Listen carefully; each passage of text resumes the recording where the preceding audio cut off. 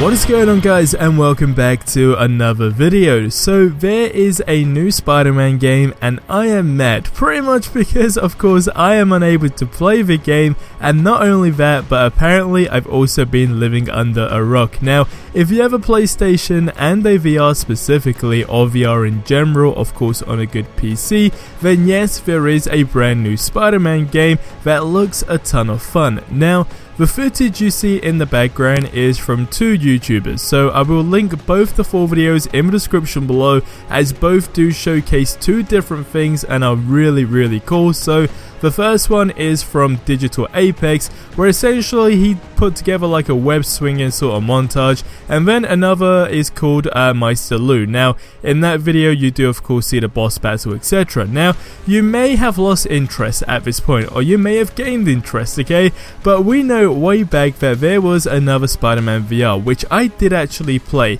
It was something I was really excited to try at the beginning, and at that time of course I had the VR, but in a nutshell, that game sucked. It had potential to be something really good, and when you are in a VR sort of world, you literally do get a different kind of feeling. Now, after reading reviews on this one, and most specifically Meister Lou's video, which again you see the fighting side of things, and it seems like the opinions overall seem to be very mixed. So Meister Lou seems to have a great, pretty honest I guess opinion, which says, and I quote, "Quite disappointed that it felt incomplete with this experience. The interaction was not enough, which led to almost nothing to do after the campaign. You can't string shot the car to destroy the boss, way too repeating procedures with the lead to board of course, and then no impact / crash visuals nor tree available. Civilians are ignoring you, which means you're not, well, you're essentially like an invisible superhero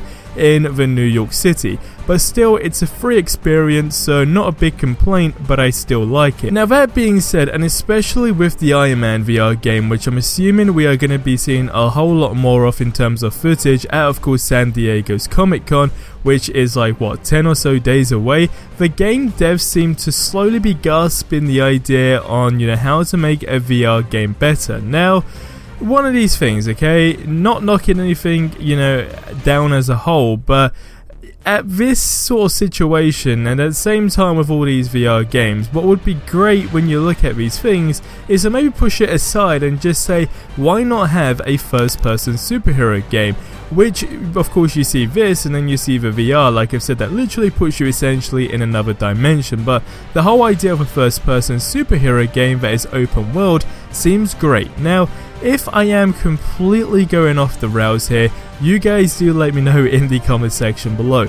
To me, it sounds like it would be a good idea. It's something different. We know, again, with the Iron Man VR, that seems to be getting a whole lot of promotion. So we've had a gameplay sort of trailer for that, or a semi-little trailer, whatever you want to call it, and it seems like it's being promoted more than any other VR game that I've ever seen. Now, again, complete different experience that the Iron Man VR game is showing, because of course he has different powers. You can fly, so flying in a VR game, I don't actually know how that feels. You kind of get that sense with the Spider-Man one, but again, different powers, different world, it just will be a whole lot more different. But the difference in this case with these devs is, with the Iron Man VR game, it seems like the devs for that want to pursue further with Marvel heroes in VR games. So when that releases, I guess it will be safe to then give an overall conclusion on the direction that this is going.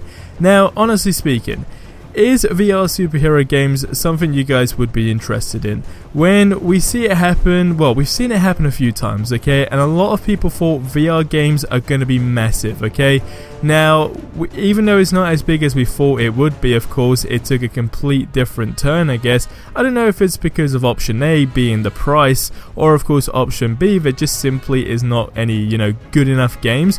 I want you guys to leave your thoughts below, because it's a very interesting topic. It's a very new sort of industry for people to tackle, but then at the same time you can definitely gain a whole lot more ideas out there. Now, when you look at games, and again, two separate games, probably shouldn't compare it, but I know they made a mod for GTA 5, and it was a VR mod, and of course that being a big open world game, VR just gives you a whole new field of experience. So I don't know, it is a really tough one. We've seen it with Batman, I think there was one, that Spider-Man one, and of course now this new Spider-Man one. So I personally think, I'm going to be completely honest, I think VR needs to be finished. It's not probably going to be anything interesting anytime soon, simply because for me, I've always said this, right, gameplay is way more important, than graphics. But what is key is with these VR games, the graphics of the games as well are very limited. Now, with that said, when you see superhero games, again, like Spider-Man PS4, right, I know they're essentially still in the same sort of generation to some extent, but what I'm trying to say is, as far as visuals go, it's two separate things. You can't kind of go from playing a game like Spider-Man PS4 and then someone saying, well look, here's a VR Spider-Man game, right? Even though this looks a ton of fun, the graphics seem to be like something on a PlayStation 2 game. Now, I know a lot of people are probably going to get in the conversation below and just absolutely slaughter me for this, because again, I want to make myself clear, I always say gameplay over graphics, but if someone come out with, an option, let's just say in Spider-Man PS4, like someone made a mod for GTA 5, bear in mind that is a big thing to tackle, as a whole, but they done that. So as far as the graphics and, downgrading on graphics go, that was basically non-existent. They literally just said, here's GTA 5, a game you love, right? We're not the official devs of this game, but hey, we just made VR and tackled a big, hurdle, I guess, and here you can now enjoy that experience.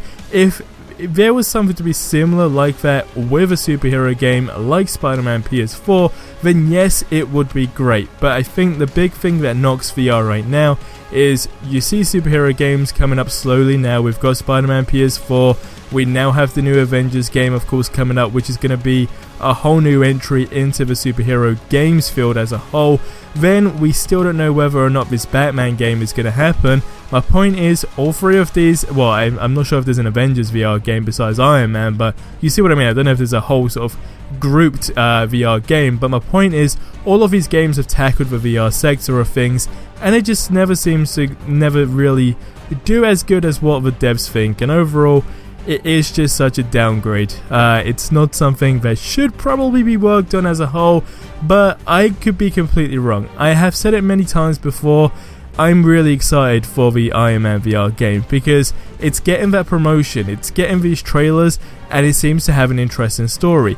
All these VR games right now, they're free to play because there's not really a whole lot to offer. If you make a VR game or a game as a whole that will literally take you 10 minutes to complete, there is no way you can go ahead and charge someone for that unless you were making a DLC on top of a game that is out there. Like if Insomniac released a new story DLC for Spider-Man PS4, then yes, they can charge for that. But if you make a brand new game that will literally take 10 minutes of your time, then it's just not going to work. I think what could work in this situation, and what I'm hoping to see, hopefully with this Iron Man VR game, to maybe I guess switch things up a bit, is like we saw with this VR Spider-Man game where there are civilians in the game, and yes, the whole aim is to make you feel like a superhero.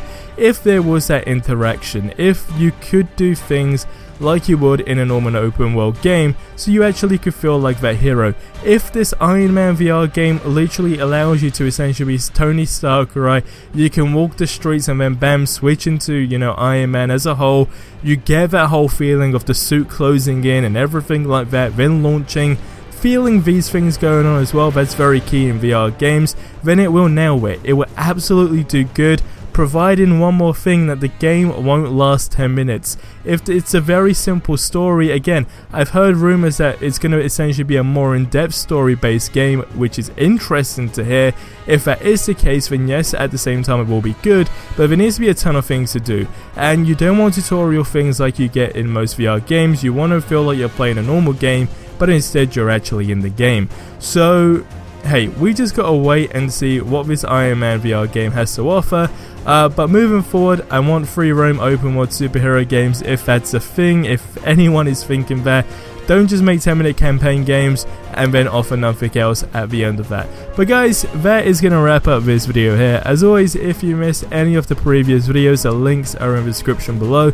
Go ahead and check out the videos you guys see in the background. They are very, very cool and interesting to check out. And also the new Avengers game, 11 days left to San Diego's Comic-Con.